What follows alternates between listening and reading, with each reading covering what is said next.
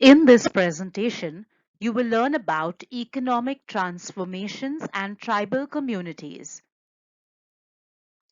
India, being a culturally diverse country, has a huge population of tribes.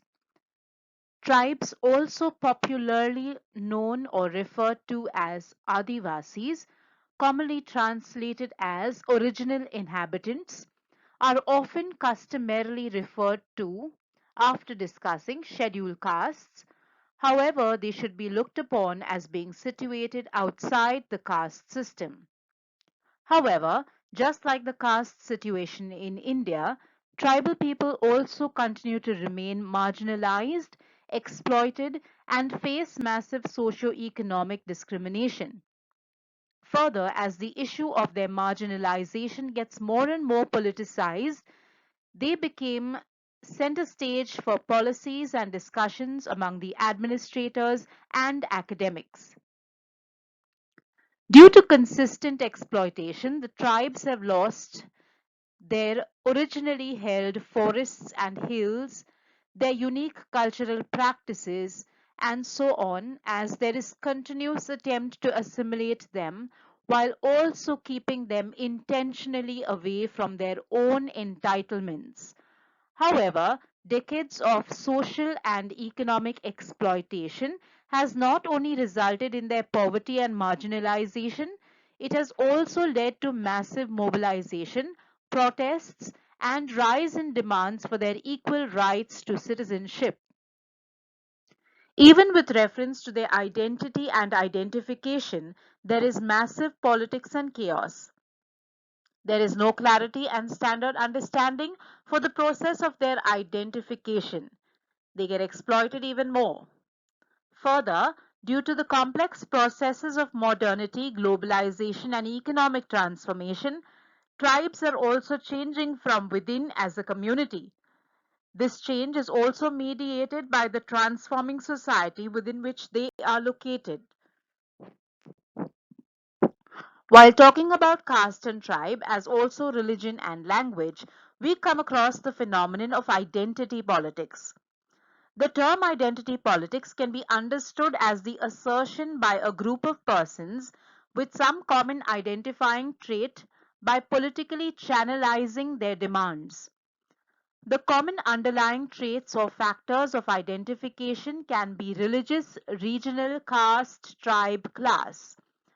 While identity politics more than often has a negative connotation, but still should be subjectively understood and evaluated for its significance and scope for bringing into focus the hitherto exploited communities. Through the interrelated subsections, we will try and understand the transforming situation of tribes in India. The larger market forces, which are also driven by capitalist or exploitative ideologies, tremendously influence these marginalized sections of our society. The resultant identity politics thus also becomes an issue worth discussing. Tribes, economic transformations, marginalization, and its struggles. All human societies transform, and with industrialization, modernization, and globalization, continuous economic transformation of human societies is inevitable. Kamath highlights the social change among the scheduled castes and scheduled tribes in the post-independence period, mainly due to the advance of education. Through modern education in an independent India, they became capable of joining new occupations, ideologically became inclined towards liberal and egalitarian values, and thus facilitated their acceleration for economic change. Within the context of colonial transformation of the tribal society, there are two sets of assumptions governing the historical writings on the Indian tribes. First, British administrators and ethnographers adopted the prevailing conceptual framework whereby tribal communities were treated as isolates, savages, and primitive, and as such overlooked historical processes. Second, this assumption postulated that the tribes were a subsystem of the Hindu system and that they were being absorbed into the economic organization of the caste. Thus, the historical bias prevailed which interfered with the understanding of the tribals and its transformation in the Indian society. As global economies transform, societies continue to push certain communities to the margins, thus ensuring their social exclusion. Marginalization and social exclusion are universal, which means more or less all societies practice it knowingly or unknowingly. From an economic point of view, equal opportunities and access are denied by certain hegemonic sections of a society to some of the socio-economically backward communities, thus maintaining the status quo. Hierarchical differences are ensued due to such systematic exploitation of the latter for centuries. The lower caste communities, the tribes in India, also have been socially and economically kept excluded. According to the World Bank report of 2011, with reference to the tribes, it states that during and after the period of rapid economic growth, different social groups transform themselves in different ways in response to new opportunities. However, as the report shows, the outcomes among Adivasis are among the worst, despite considerable variation across places of residence and tribal groupings when compared to that of scheduled castes. There have been many attempts to understand the means, aims, and its consequences of tribal exclusion and inclusion in the context of the development paradigm of tribal development.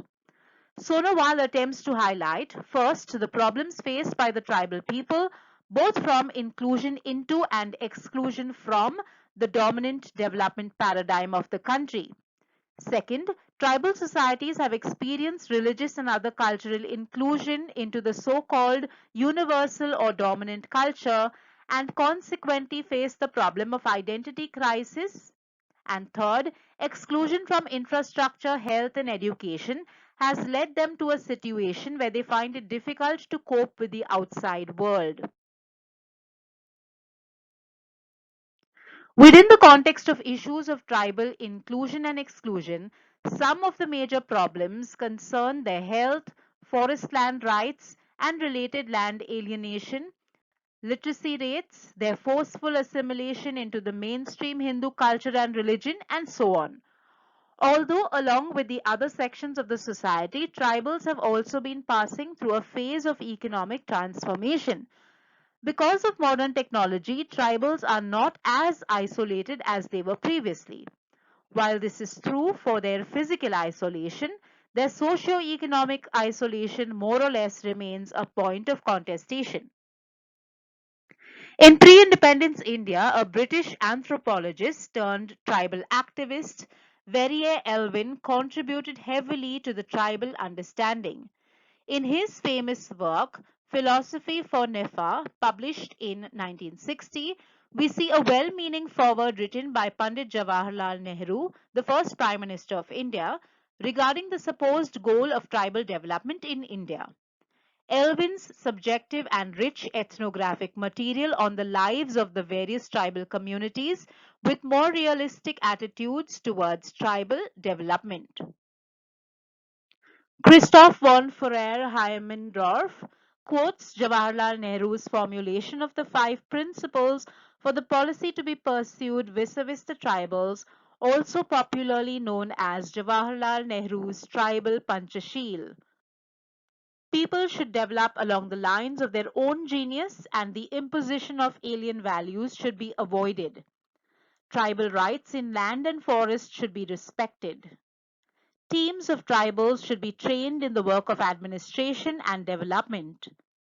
Tribal areas should not be over-administered or overwhelmed with a multiplicity of schemes. Results should be judged not by statistics or the amount of money spent, but by the human character that is evolved. The Indian government's policy for the tribal development is expected to be guided by Nehru's formulation.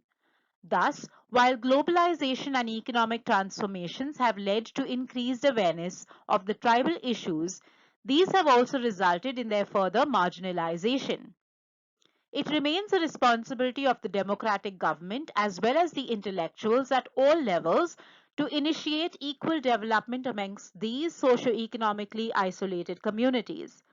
By and large, the measures adopted to make them socially as well as economically inclusive are insufficient and lack political will.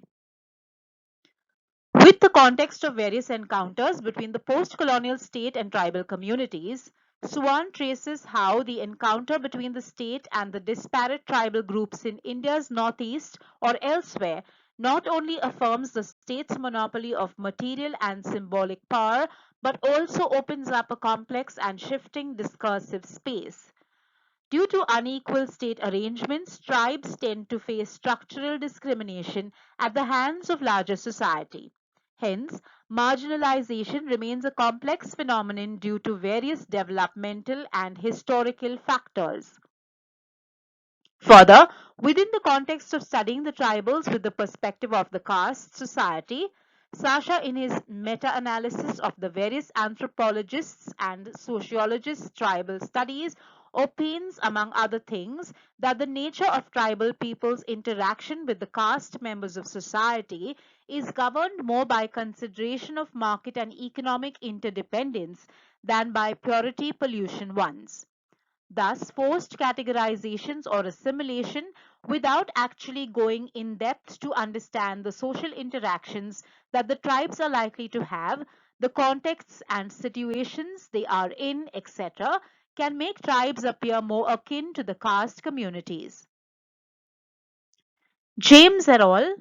Highlight how, in post independent India, the Commissioner for Scheduled Castes and Scheduled Tribes constituted to safeguard their interests, but he himself was deprived of necessary official status as well as the facilities and personnel to ensure strict implementation of the measures. However, despite the shortcomings in implementation, one cannot deny that the affirmative action and positive discrimination have more or less corrected the past discrimination and increased the marginalized communities' representation in previously excluded areas. In fact, at the time of independence, India used protective law to address fears that its tribal majority regions would be marginalized, and the more developed states of the new nation, such as the sixth schedule, was written into the Indian constitution to ensure rights of self-government for the tribal majorities in northeastern Himalayas. It was therefore vital to ensure that the voices of tribal people were taken into account while framing the constitution for the new nation. As it is apparent, land remains a major concern historically and economically among the tribals. Claims for land and forest rights often result in struggles and rebellious outcomes in their regions.